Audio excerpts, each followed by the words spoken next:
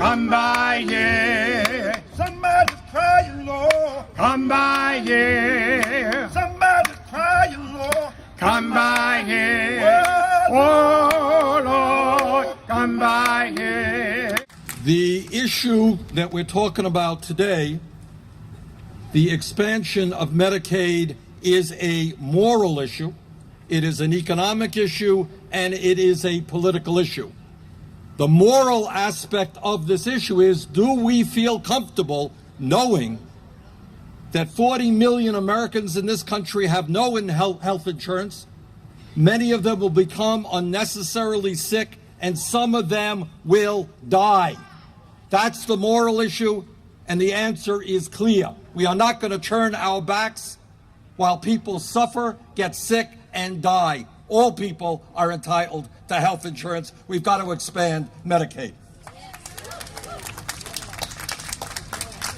The economic issue is also pretty clear, and that is when the federal government, through the Affordable Care Act, expanded Medicaid, what we also did is not only make sure that millions of people will have access to health insurance, but jobs will be created as well. And my understanding is right here in South Carolina, there is an opportunity to create some 40,000 new jobs as we provide health care to all people, and that is an imperative. We should go forward in that direction.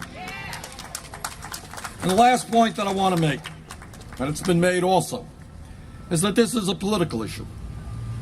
Because right now what the federal government has said, and I am a member of the Health, Education, and Labor Committee that wrote this bill, what we said is we wanted everybody in this country who is eligible for Medicaid to be able to take advantage of it. And we're seeing some good things. In Arkansas, in Kentucky, we're seeing the number of uninsured go drastically down. And that is a good thing. That's what this is about now. Unfortunately, in a number of states, including South Carolina, we're running up against a right-wing political ideology. And what that ideology is saying is, despite the fact that the federal government is paying 100% of the cost of this expansion, ideologically, some people believe that the federal government and perhaps state government should not be involved in the provision of health care. What they are essentially saying is they want a society where the wealthy and the powerful can get the best health care in the world, but if you're a low-income working person, you get nothing. That's an ideological decision. That is a bad decision. That is an immoral decision, and our job is to change it.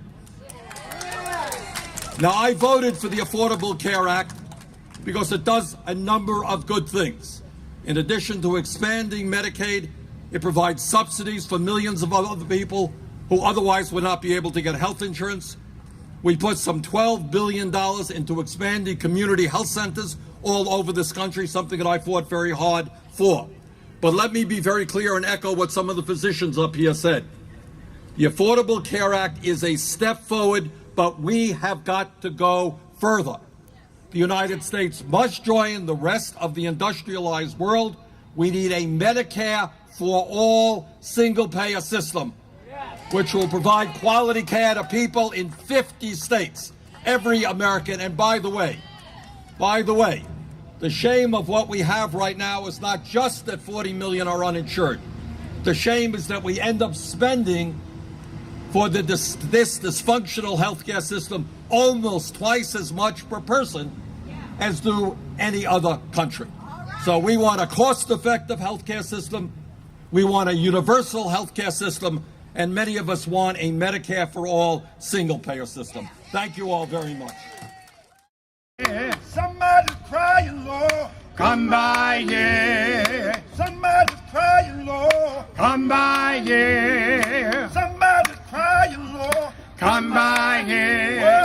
Oh, Lord, come by here. Somebody's praying, Lord. Come by here. Somebody's praying, Lord. Come by here. Somebody's praying, Lord. Come by here. Oh, Lord, come by here. Need the time, Lord. Come by here. Need the time, Lord. Come come by here. Need a time, Lord. Come by here. Oh, Lord, come by here. Somebody's sick, Lord. Come by here. Need Medicaid, Lord. Come by here.